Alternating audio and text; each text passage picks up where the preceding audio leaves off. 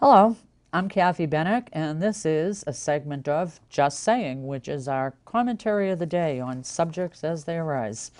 Today is Monday, January 21st, and in just 5 more days, the New Hampshire Republican Party will be meeting actually right here in Bedford at Bedford High School for their annual meeting.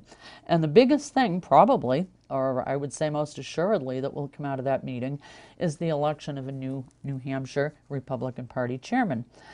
A lot of people are really interested in the outcome of this. And I think one of the major reasons why is because obviously the New Hampshire Republicans took a real drubbing in the 2012 election. But aside from that, for the past couple of years, there's been a great deal of public awareness of Republican Party infighting, and I think it's safe to say Republican Party power grabs within the party. Now, I'll be honest about something. I am a registered Republican at this time in my life. I wasn't always. I've been a registered Democrat. I've been a registered independent. But for the past few years, I have identified more with some of the Republican philosophy.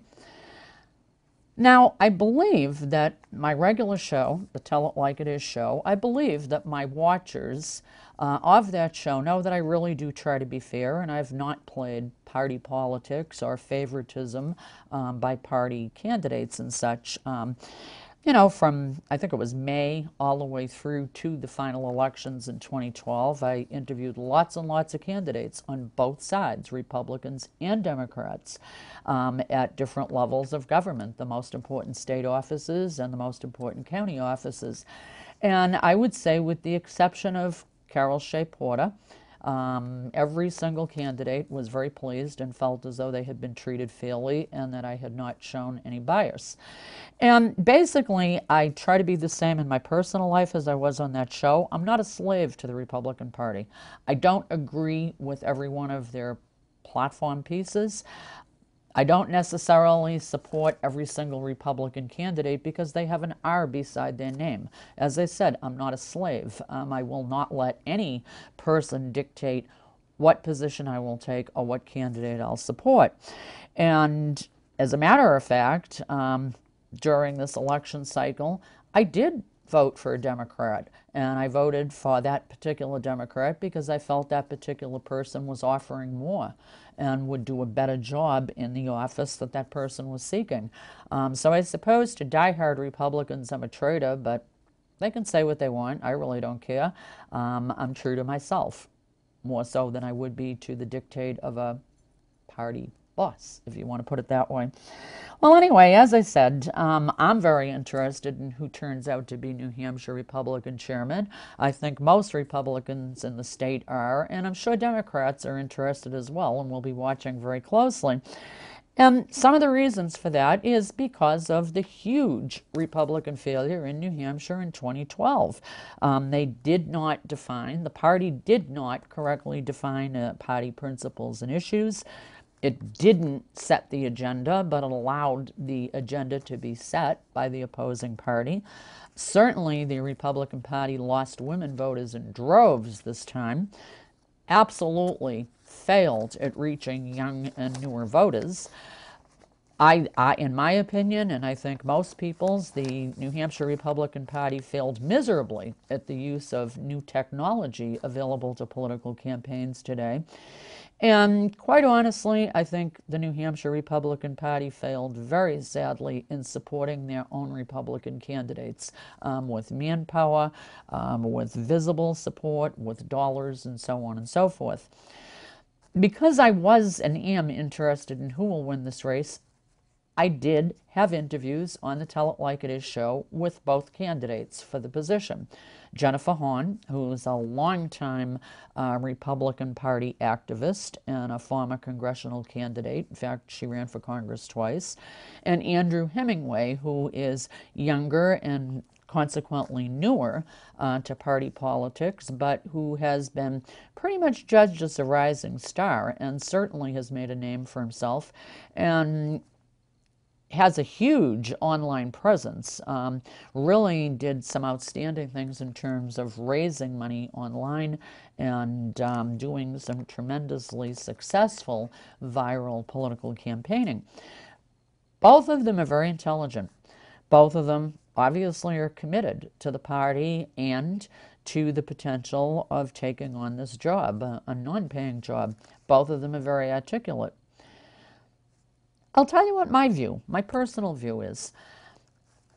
After meeting both of them and listening to them and asking them both the same and different questions and kind of following their campaigns, I think it's safe, and I don't mean this to be negative, I think it's safe to say that Jennifer would represent more of the, what shall we call them, old guard political party members in the New Hampshire Republican Party, whereas Andrew seems to be much more savvy on the changing political landscape, both in New Hampshire and nationally, and seems to be more knowledgeable on the viewpoints of young, new, and soon-to-be voters. To me, it's almost, and I actually had a reporter call me for some comments on what I thought about this campaign and what I thought about the two of them. And to me, it almost seems like the classic old versus new battle. That, you know, we have some of the entrenched ideas and accepted practices against some of the newer, younger ideas and maybe some new ways of doing things. And obviously, all of us have to learn from the past, and the Republicans have had many, many successes through the years. Obviously, many successes here in New Hampshire, and nobody disparages that, and there's much to be learned and much to be repeated from those campaigns. But you know, you can't rest on your laurels. And what was effective 4 years ago or 6 years ago or whatever isn't effective anymore, because we have a whole changing world. We have a whole new technology available that wasn't available in previous campaigns. And we have a whole crop of newer voters and yet to vote young folk who decidedly have different ideas than some of the old party faithful. So all of this has to be accounted for and thought about. And, you know, to me, it's almost kind of like it's great to be proud of what you've accomplished. And it's great to get the experience of what you've already done and be able to effectively use it again.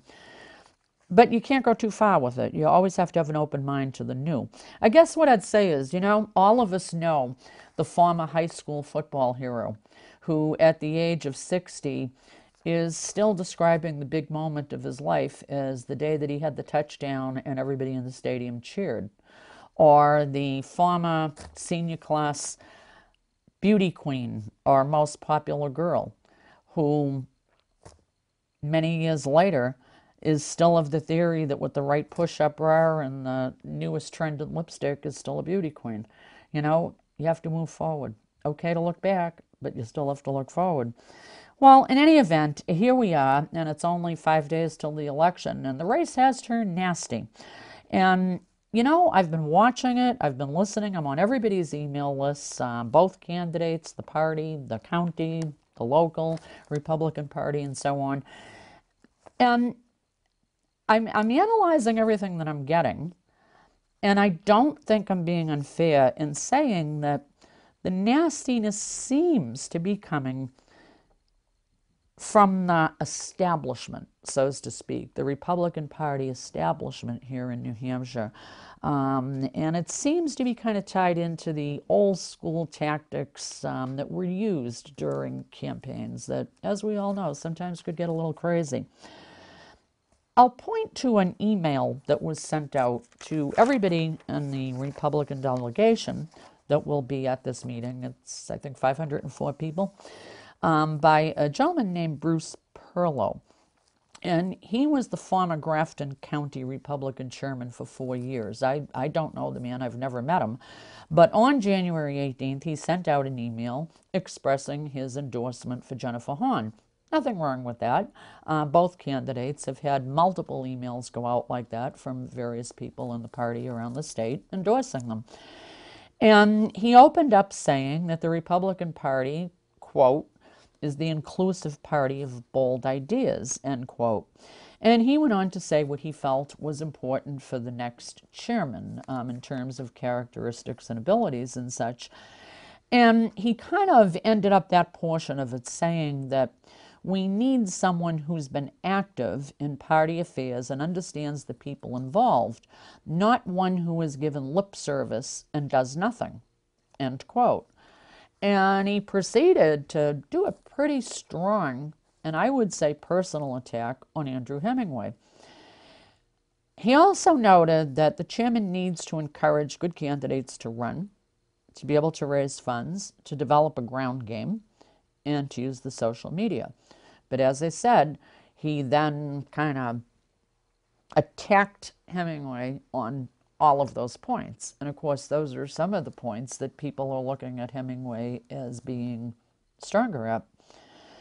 Well, in any event, Andrew responded on the same date and sent out a mailing saying he was kind of shocked by this whole thing. And he said that he had called Mr. Perlow and asked him to back up some of the claims that he had made in this email, and that Perlow was unable to do that. And then Andrew Hemingway related that in the process of checking out this email, he found out that it had come from an account of former gubernatorial candidate Kevin Smith, an email account of his. And he called Kevin because he was kind of surprised by this and asked Kevin what was going on. And Kevin said, and Andrew totally believes, Kevin said that he knew nothing about this email going out or its contents, and he did volunteer that his account had been used by someone from the Hahn campaign. So Andrew, understandably, called on Jennifer Hahn to condemn this email and the statements made in it, and he also asked that she reveal how much involvement her campaign had in it. Did they know about it in advance, and so on and so forth. Well, the next day, Jennifer Hahn sent out an emailing to all of the same 500-odd people, and her email was titled United GOP. And she said how she built strong, respectful, her words, relationships with grassroots activists and party leaders from all arms of the GOP in New Hampshire. And then she went on to say, quote, "We must all stand together," end quote. And at the end of her email was something that I kind of looked at 3 or 4 times, because it almost was like a victory statement, or what you'd expect somebody to make after an election had been won, because she said that she was inviting Andrew Hemingway to a private, her words, private luncheon on the 28th of January, which, by the way, is 2 days after this election would take place, so that they could work toward unity. Well, of course, my curiosity led me to call Andrew and ask if he had ever received any response from Jennifer, any declaration that she didn't like the tactics of Perlow or whatever, but especially had she called him to invite him to this private lunch that she put out there in the email for all of us to read about. And as I said, today is Monday, January 21st, and he has not heard from Jennifer. I don't know. I mean, I guess if I sent out an email saying something like that, I'd want to back it up. But again, now let me just backtrack a second here. Jennifer may very well not have known a thing about Perlow sending out an email. And I'm not accusing her of knowing it. I mean, quite truthfully, no candidate can be 100% responsible for everybody who works on their campaign. There are always wild cards. There may always be somebody who'll get a little too enthusiastic or a little too emotional and speak out of turn. And a candidate can't be held responsible for somebody who might do that. But what a candidate can do is certainly decry publicly such a situation and apologize for it, and certainly indicate that the person who did such a thing was spoken to about the fact that it was wrong and it shouldn't happen again. And I mean, I've been following this. I've been reading everybody's emails. I've been reading news accounts and everything else, and there doesn't seem to be any indication that Jennifer has done that. So I don't know. To me, it seems like Republicans right now are talking a real good game of unity. But what I'm seeing as an observer, and again, I am not an entrenched Republican Party member. I'm not part of the power structure. Most of these people I don't know. I've met Jennifer and I met Andrew one time each before doing the shows with them, and basically it was kind of a hello, how are you type conversation, so I don't have any allegiance to either one of them. But as an observer, which probably most of you are as well, instead of unity, I see continuing dysfunction going on. I see an overall acceptance of dirty politics because I'm not seeing any of the party luminaries, the party leaders, standing up and saying, hey, this is dirty politics stuff and it has to stop. I have not seen a single statement like that from any of the people who would have the power and the authority to make it stop. And what I also see is no reason for a new voter, a younger voter, or somebody who will be voting in the next election to believe that the New Hampshire Republican Party is genuine in saying that it's willing and able to move into the future. That's what I'm seeing. As a Republican, I'm really disappointed. As a Republican, I'm starting to think that the New Hampshire Republicans are their own worst enemies. At this point in time, I think the New Hampshire Republicans have everything to lose. And if they don't get their act together, they'll continue to get drubbed. That's what I think. If I was a Democrat right now, I'd be absolutely delighted because I'd be sitting there with a big smile on my face saying, wow, they're self-destructing. They didn't learn anything. They're continuing on with all the craziness. They're continuing on with the infighting. They're continuing on with the power plays. And in so doing, they're kind of contradicting everything that they're saying. I'd be a happy Democrat. Well, as a Republican, this is all turning me off. And I can't even imagine how people who aren't Republicans are reacting when I, as a Republican, am turned off. And you know what? I'm just saying. Think about it. Thanks for watching. Hope you'll be back the next time. Bye-bye.